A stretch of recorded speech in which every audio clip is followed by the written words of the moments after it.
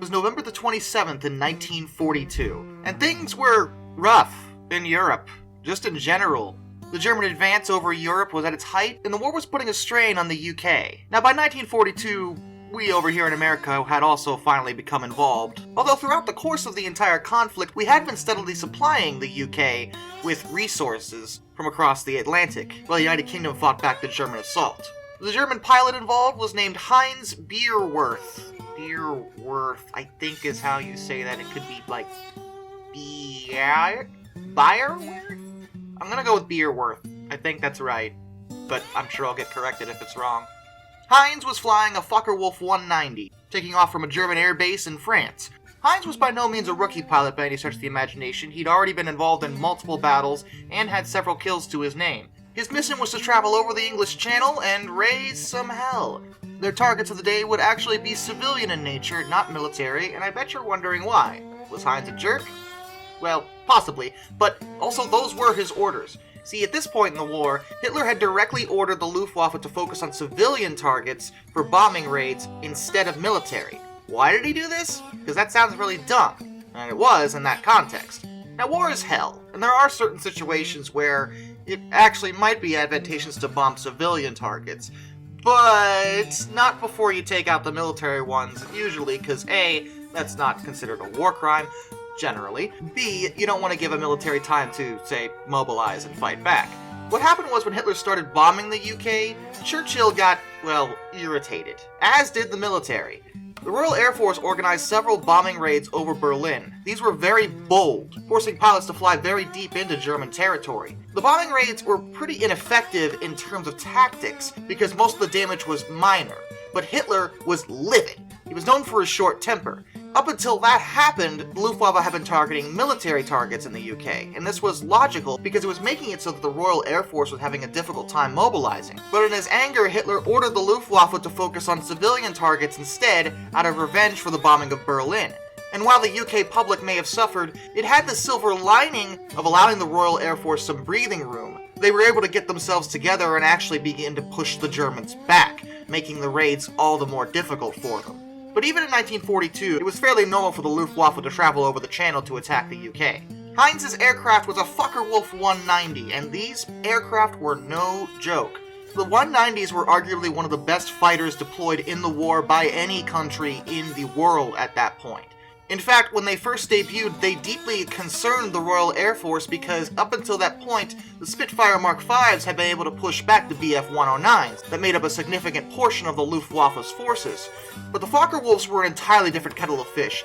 With the sole exception of turning radius, they outperformed the Spitfires in every category. The only Achilles heel of them was that they lost significant performance at high altitudes, but beyond that, they were incredibly difficult to deal with. And just so we don't get offended, I am not talking badly about the Spitfire, they were excellent, but they had to go through significant alterations and improvements, culminating in the Mark 9s, which were able to take on the Focke-Wulf 190s. But the point is, the Focke-Wulfs were incredibly scary planes, and seeing one dive down and do strafing runs on towns and cities was alarming to people. This wasn't a fun time to be in the UK, or in Europe in general, if I'm being frank. Heinz would swoop down several times doing strafing runs on various buildings. Train stations, service stations, homes, even a farmhouse was fair game. Those were his orders and he was following them as any good soldier would. Eventually he found his way to Ashford Railway Works. And to be fair, if you have to focus on civilian targets, the railway would probably be a pretty high value one, especially in the UK, which, as I've repeatedly mentioned, depended very much on its rail network.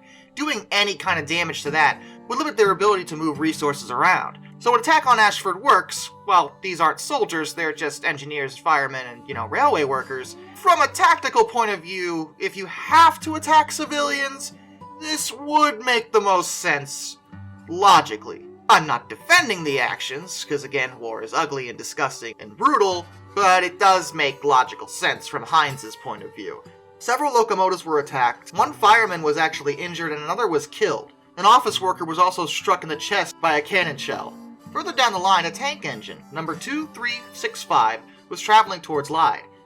Lyd? Oh god, there's no way I'm going to pronounce that right and all the UK people are going to get mad at me. Sorry for my Yankee voice. The little engine was only moving at about 25 miles per hour.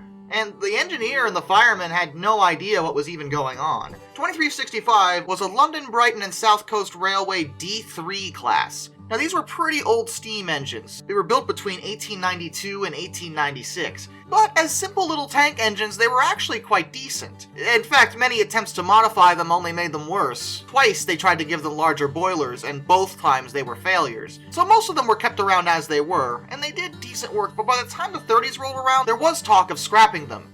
However, when the war broke out, it was all hands on deck. If it could move and pull stuff, it was being used for the war effort. So back into service the D3s went. They would actually last until the 1950s when they became a part of British Rail, who wound up scrapping them all because, yeah, I expected that. I'm just disappointed, you know? Heinz lined up the little locomotive in his sights and fired. 2365 was struck in the boiler, and as we discussed before, a steam locomotive is always under pressure. It's a pressure-based system, and any kind of outside damage or internal damage can easily result in an explosion, and that's exactly what happened to 2365.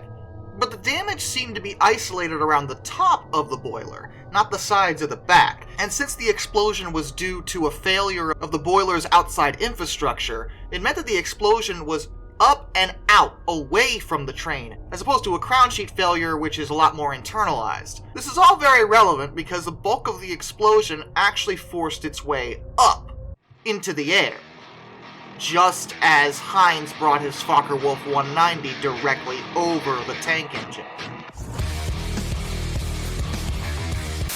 Sources aren't clear exactly what damage the Focke-Wulf 190 suffered, but it could have been a lot of things, and Heinz was forced to land at a nearby field. Sources also are conflicting as to what exactly happened to Heinz when the plane crashed.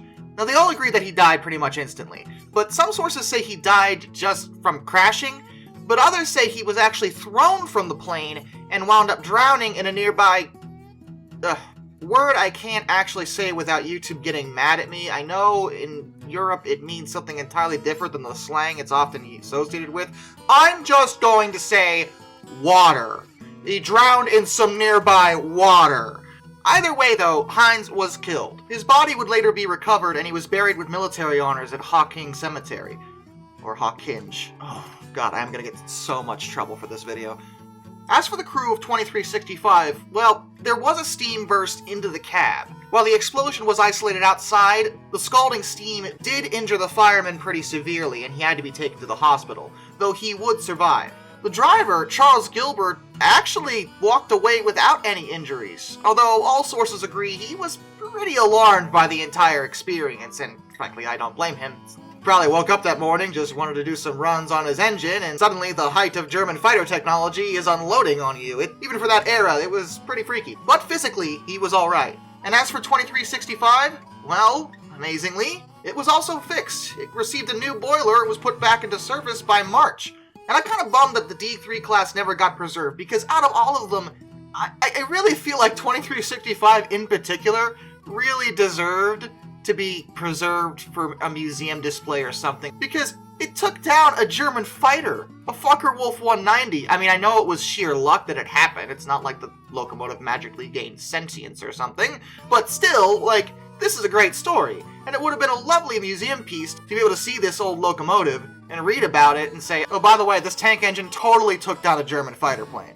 But sadly, that is just not the case, because we can't have nice things around here. But still, this is a nutso story, and it's not the only one from the war, even involving trains and planes, believe it or not. This just happens to be the most well-known one. Now, the others don't involve the boiler explosion thing, but there was a concept of armored trains, something I still haven't gotten into and I would love to talk about sometime, so feel free to let me know in the comments if you'd like to hear about it some more. Until next time, this is Darkness, and I bid you all a fond farewell.